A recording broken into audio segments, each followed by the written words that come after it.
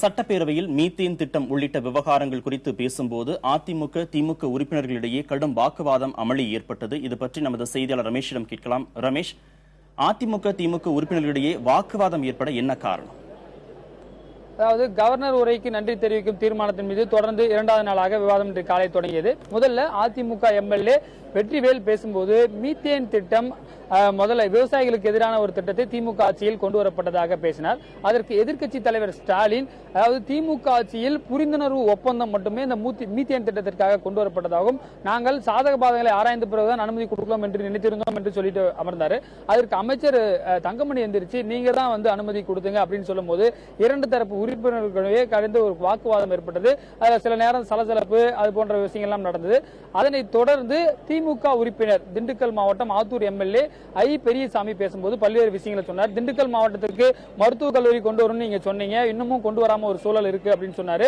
அதற்கு விஜயபாஸ்கர், சுகாதாரத்துறை அமைச்சராக கூடிய விஜயபாஸ்கர் கடந்த 5 ஆண்டுகளில் 4 புதிய மருத்துவக் கல்லூரிகள் தொடங்கப்பட்டதாக சொன்னாரு. மருத்துவக் கல்லூரி தொடங்கணும்னா அதற்கு 200 கோடி ரூபாய் பணம் வேணும், உள்ள நிலம் வேணும், இது போன்ற விஷயங்கள்லாம் இருப்பதாக சொன்னார். ஆனால் திமுக ஆட்சி கடைசியில் இருக்கும்போது 2011 இறுதியில அவசரமா 5 மருத்துவக் கல்லூரிக்கு நீங்க அஜியோ போட்டு போயிட்டீங்க அப்படின்ற ஒரு கருத்தை சொன்னாரு. இந்த கருத்து யார் மருத்துவக் கல்லூரியை அதிகமாக கொண்டு வந்தார்கள் என்பது குறித்து பெரியசாமி விஜயபாஸ்கர் இடையே காரசார வாதம் நடந்தது. அதனைத் தொடர்ந்து தங்கத்தமிழ் செல்வன் ஆண்டிப்பட்டி எம்எல்ஏ அதிமுக எம்எல்ஏ பேசும்பொழுதும் சில கருத்துக்களை திமுகவுக்கு எதிராக சில விஷயங்களை வைத்தார். அதற்கு திமுக உறுப்பினர்கள் கடும் ஆட்சேபனை தெரிவித்தார்கள். குறிப்பாக அவருக்கு சபாநாயகரே நீங்க குற்றச்சாட்டு இல்லாம பேசுங்க என்ற சொல்ற அளவுக்கு தங்கச்செல்வன் பேசினதை நம்மால பார்க்க முடியுது. இது போன்ற அதிமுக திமுக உறுப்பினர்களுக்கிடையே விவாதங்கள் நடந்ததை பார்க்க முடியுது. குறிப்பாக விவசாய கடன் தள்ளுபடி குறித்து ஒரு விவாதம் வந்தது.